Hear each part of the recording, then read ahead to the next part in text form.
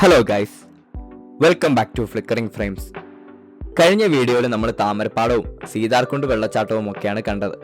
അത് കഴിഞ്ഞ് നമ്മൾ പോയത് സമൂഹ മാധ്യമങ്ങളിലൂടെ വലിയ പ്രശസ്തി നേടിയ ഒരു ചായക്കടയിലേക്കാണ്, ചെല്ലൻ ചേട്ടൻ്റെ ചായക്കടയിലേക്ക്. ഒരു ചെറിയ കവലയുടെ നടുഭാഗത്തായിട്ടാണ് ഈ കട. ഇവിടെ എത്തുമ്പോൾ തന്നെ നമുക്ക് പഴമയുടെ എല്ലാ ഭംഗിയും നിലനിർത്തിക്കൊണ്ടുള്ള ആ കട കാണാം. സ്വല്പം ഒന്ന് കുനിഞ്ഞു വേണം അകത്തേക്ക് കിടക്കാൻ. അവിടെ നമുക്ക് പഴയകാലത്തെ ഓർമ്മിപ്പിക്കുന്ന ബെഞ്ചും ഡെസ്കും കാണാൻ സാധിക്കും. ഞങ്ങളൊരു ചായയും കൂടെ ഒരു പരിപ്പുവടയും പറഞ്ഞു.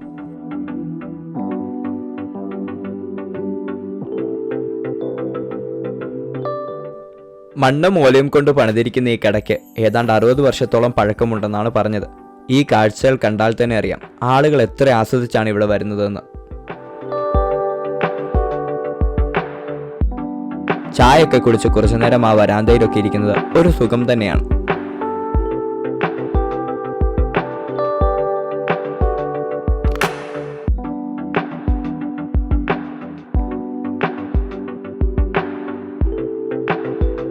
അതിനടുത്തായി തന്നെയുള്ള കടയുടെ വരാന്തയിൽ തൂക്കിയിട്ടിരിക്കുന്ന ഒരു കാലഘട്ടത്തിലെ ആൾക്കാരുടെ മുഴുവൻ ആശയവിനിമയത്തിന് ഉപാധിയായിരുന്ന ഒരു തപാൽ പെട്ടിയും നമുക്ക് കാണാം. അവിടെ നിന്നും ഇറങ്ങി ചെല്ലൻചേട്ടന്റെ കടയുടെ ഇടതുവശത്തുകൂടി കിടക്കുന്ന വഴിയിലൂടെ ഞങ്ങൾ വീണ്ടും യാത്ര തുടങ്ങി. വലിയ വീതിയൊന്നുമില്ലാത്ത ഒരു വഴിയാണ്. ചെറിയൊരു പാലവും ഇരുവശങ്ങളിലായി വളർന്നു നിൽക്കുന്ന തെങ്ങുകളും കൂടാതെ അങ്ങ് ദൂരെ തലയെടുപ്പോടെ നിൽക്കുന്ന മലനിരകളുമൊക്കെ പെരിങ്ങോട്ടുശ്ശേരി കളത്തിലേക്ക് പോകുമ്പോഴുള്ള കാഴ്ചകളാണ്.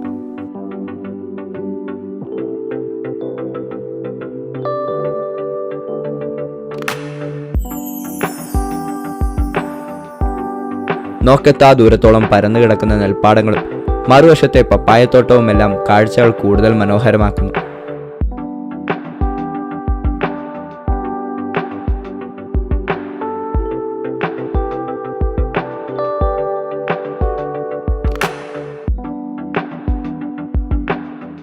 ദൂരെ നിന്ന് തന്നെ നമുക്ക് കളം കാണാം.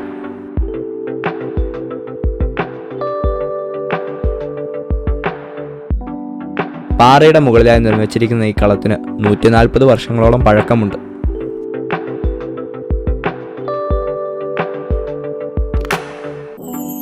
പണ്ടുകാലത്ത് കൃഷിയിൽ നിന്നും കിട്ടുന്ന ധാന്യങ്ങൾ ശേഖരിച്ചു വയ്ക്കാനും വിശ്രമിക്കാനും ഒക്കെ വേണ്ടിയാണിത് നിർമ്മിച്ചത്. ഇപ്പോൾ ഇതിന്റെ അടുത്ത് തന്നെ ഒരു ഭക്ഷണശാലയും ഉണ്ട്.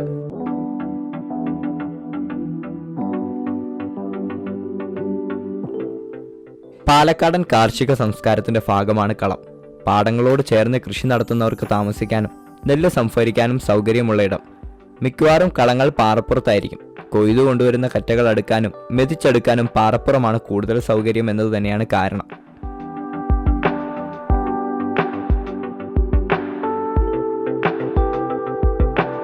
അകത്ത് കയറിക്കഴിഞ്ഞാൽ കുറച്ച് മുറങ്ങൾ ഭിത്തിയിൽ തൂക്കിയിട്ടിരിക്കുന്നത് കാണാം.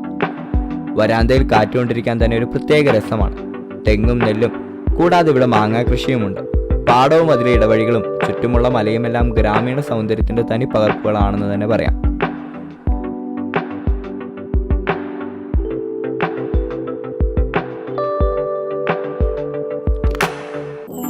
ഒരിക്കലെങ്കിലും ഇവിടെ സന്ദർശിച്ചില്ലെങ്കിൽ അതൊരു നഷ്ടം തന്നെയാണെന്ന് പറയാം. അത്രയ്ക്ക് മനോഹരമാണ് ഇവിടം.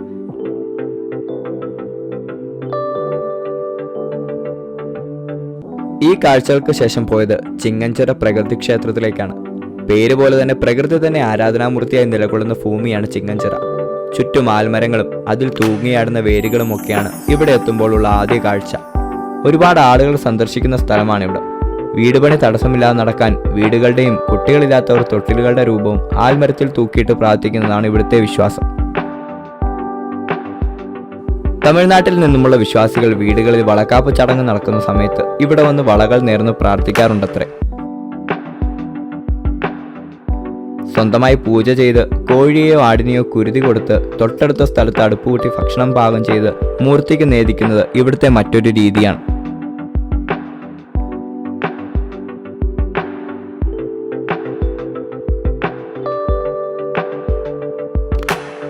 കൂടാതെ ഒടിയൻ, കളിയാട്ടം, കുഞ്ഞിരാമായണം തുടങ്ങിയ സിനിമകളുടെ ഷൂട്ടിംഗ് ലൊക്കേഷൻ കൂടിയാണ് ഇവിടെ.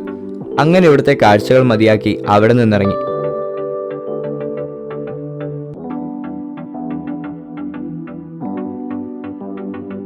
ഇടവഴിയിലൂടെ യാത്ര ചെയ്ത് നമ്മൾ ആദ്യം തിരിഞ്ഞുപോയ സ്ഥലത്ത് തന്നെ എത്തി. അപ്പോഴാണ് മലബാർ കല്യാണ ബിരിയാണി എന്ന ബോർഡ് വെച്ച ഹോട്ടൽ ശ്രദ്ധയിൽപ്പെട്ടത്. സംഭവം എന്താണെന്നറിയാൻ കടയിൽ കയറി ഓർഡർ നൽകി. അസാധ്യ രുചിയുള്ള ബിരിയാണിക്ക് വെറും 100 രൂപ മാത്രമാണായത്.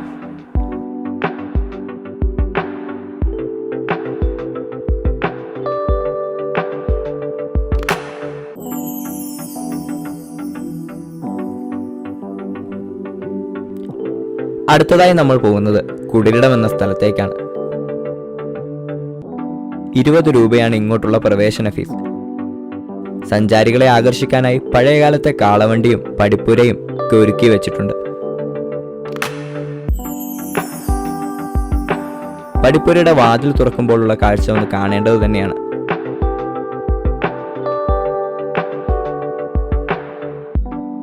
കൂടാതെ നിറയെ പൂക്കളും നമുക്കിവിടെ കാണാം.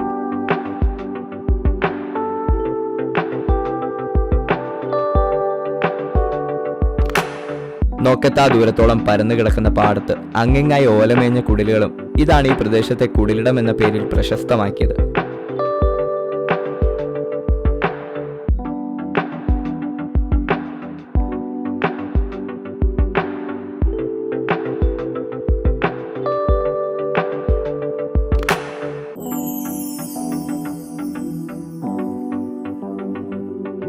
വയലുകൾ സംരക്ഷിക്കാനായി കൃഷിക്കാർ തങ്ങുന്ന ഇടമാണ് ഈ കുടിലുകൾ.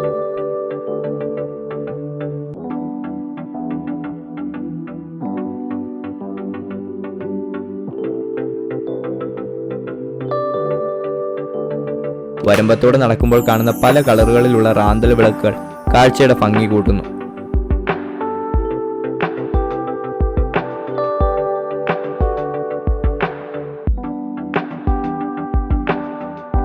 നമ്മുടെ കാർഷിക പാരമ്പര്യത്തെ ഓർത്തെടുക്കാനുള്ള ഈ അവസരമാണ് ഈ പാടവരമ്പത്തുകൂടെയുള്ള ഈ നടത്തം.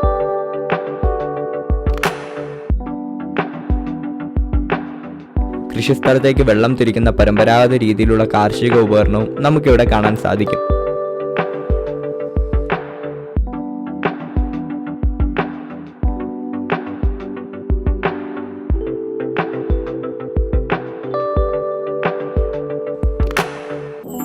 അങ്ങനെ നടന്നപ്പോഴാണ് മഴയെത്തിയത്. അതുകൊണ്ട് അടുത്തുള്ള ഏറുമാടത്തിൽ കയറി.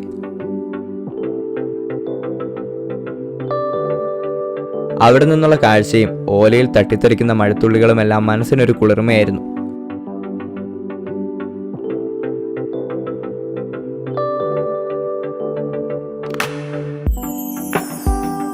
മഹാരാഷ്ട്രയിലെ വയലറ്റ് നിറമുള്ള പരമ്പരാഗത നെൽവിത്തായ നാസർബാദ് എന്ന ഇനം നെൽവിത്തും നമുക്കിവിടെ കാണാം.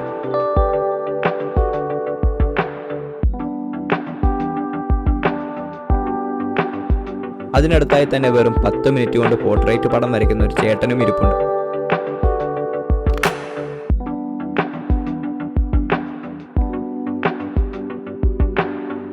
അങ്ങനെ ഇവിടുത്തെ കാഴ്ചകളും അവസാനിപ്പിച്ച് ഞങ്ങൾ തിരികെ പോന്നു.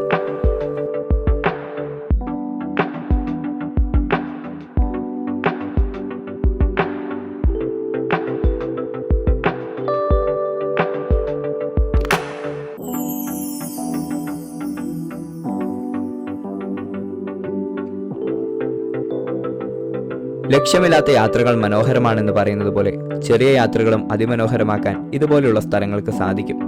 വീഡിയോ ഇഷ്ടമായെങ്കിൽ like, share and thanks for watching.